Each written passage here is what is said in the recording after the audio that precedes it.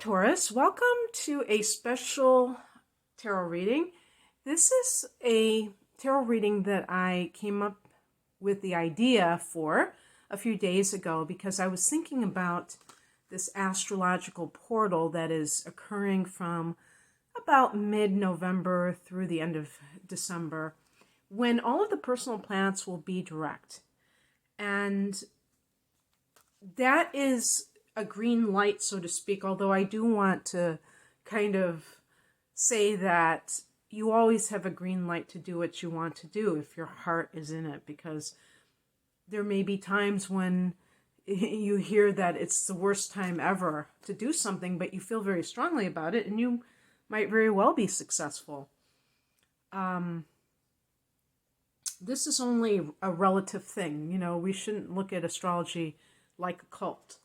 But I do like to look at the transits from the perspective of how, what are the themes that are coming up? And this can be especially true with the outer planets, which spend so long a time in each sign. And, how are they showing up in our world? And what kind of things are we seeing that are reflected in that? So this is also a reading to look at what you have already been through in 2020, which is definitely going to go down as an unusual year. So I hope that you enjoy it. If you would like a personal reading, I'm mainly an astrologer, and the link below this video can give you a, some kind of a link to my services. I don't know why my mind drew a blank.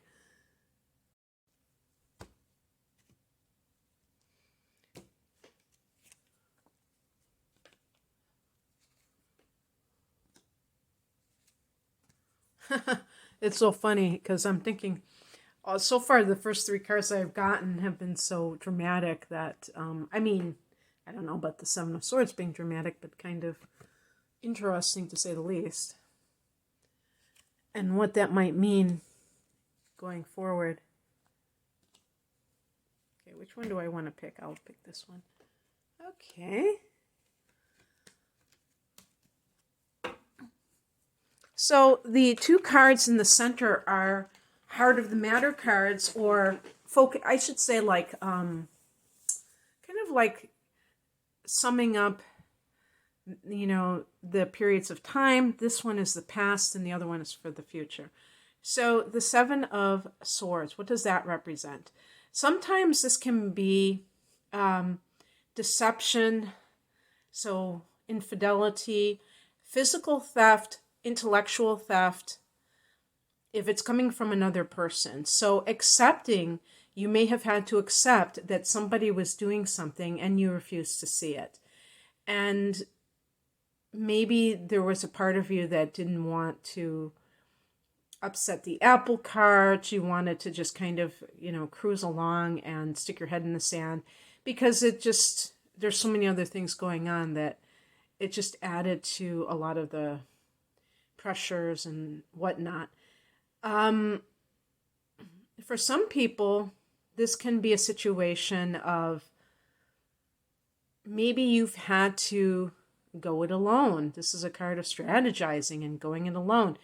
In some cases, even leaving a very problematic relationship, whether it be a professional relationship or a private one, without making a lot of fanfare, so that you're not noticed by that person, because that person may be the kind of person you don't want to know what you're up to, because they're so, I was going to say psychotic, but even less than psychotic, people can, create a lot of problems for others when they feel like, oh, this person's rejecting me, even professionally, if somebody leaves their job for another offer, that boss, that manager may look at that person and say, oh, they're rejecting me, they're dissing our company or whatever, and then they can try to make problems. Sometimes people take everything as a personal insult. And also going it alone, maybe sometimes this can be a situation of being too dependent on others for your work, for instance, or in a relationship, even if it's not with somebody who's psychotic, just like being alone because you need that time to yourself. Uranus is in Taurus. I can't, I think I looked it up. I think it's like through, I don't know, I had just looked it up, 2026 or something. And so this means that for the next 5 or 6 years, you're going to have a real urge, or I should always say you might, not just guaranteeing it, but you might feel an unusual urge for independence. But even when people feel urges in that direction, there are always going to be conflicting emotions that kind of from the past, the conditioning, make it hard to just like do it, So that might be something that was happening for you. And we're going to look at 3 cards for lessons. One of them is the Tower card, which is about something has to give, an event that is very dramatic. And what this can mean to me is that with this card, if this is a card of deception, for instance, is that if you don't nip something in the bud, it doesn't go away. It just kind of festers and it builds up, the pressure builds up, and then the universe will, rectify that situation or make that situation happen, whether or not you do it. So that's why it's always best to take charge of a situation, because you have more control over it then.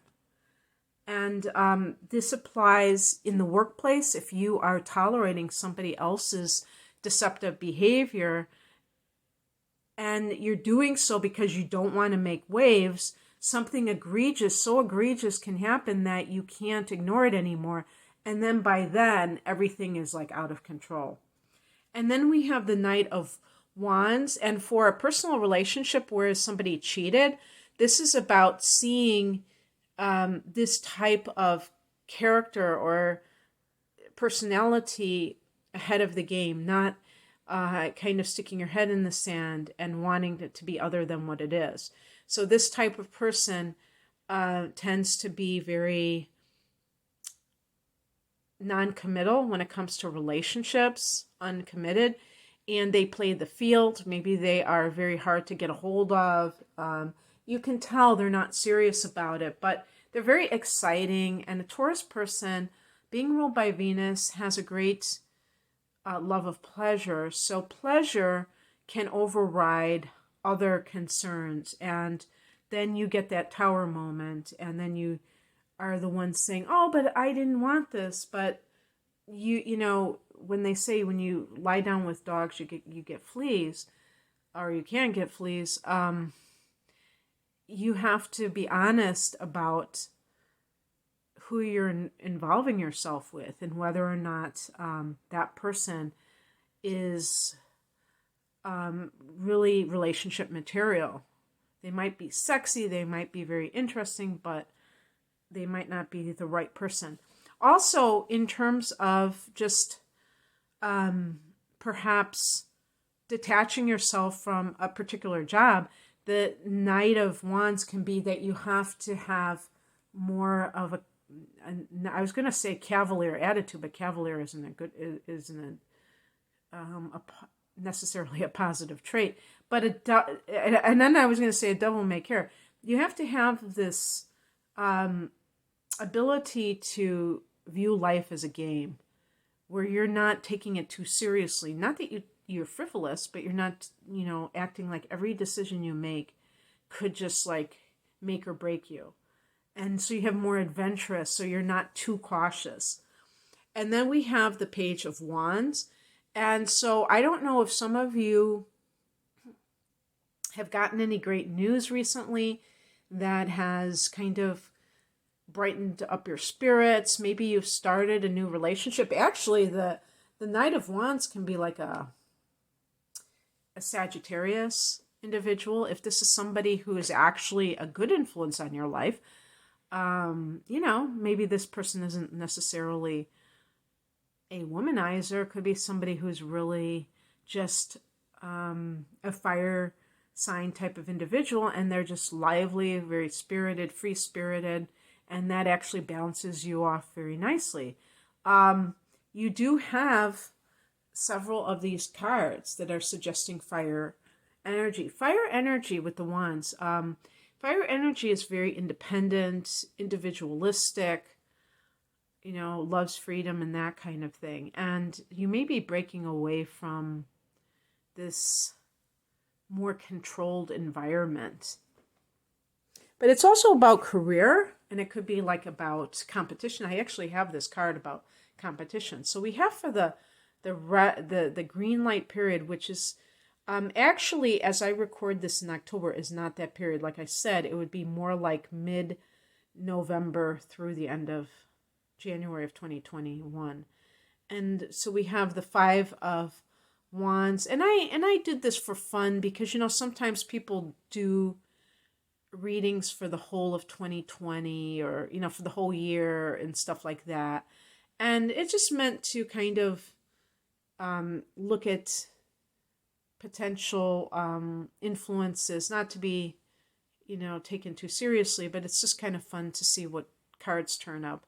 And the Five of Wands is about competition. Now, sometimes this can be spirited competition, and it can mean that you are in a new, because the Page of Wands can even be like a new career, or if you have a new business that you've started, but that you're putting yourself out there. It could be something positive with competition where it's like you're bringing your A game to the situation, and also you're not afraid of other people being good too, because sometimes people think that if they are surrounded by mediocrity, that's going to make them feel better about themselves and being around people who are very good at what they do. And I think that's not true. Only if you're very insecure and you don't feel good about yourself, maybe that would be the case, but that certainly wouldn't be a very ideal situation. That would just kind of like reinforce those feelings. And so what I'm talking about is this idea of getting into the fray, getting into the competition in a positive way, and just kind of having fun with it and treating life as a game. And like, for instance, if you were single, again, if you've been involved with somebody who's been unfaithful, getting back into that battle or that fight, but it's really not. It's really kind of like, I think about that line, from The Pretenders, back on the chain gang. And she says, getting, back in the fight. And it's like life as a battle. Now, maybe people think that's a negative thing. I don't, because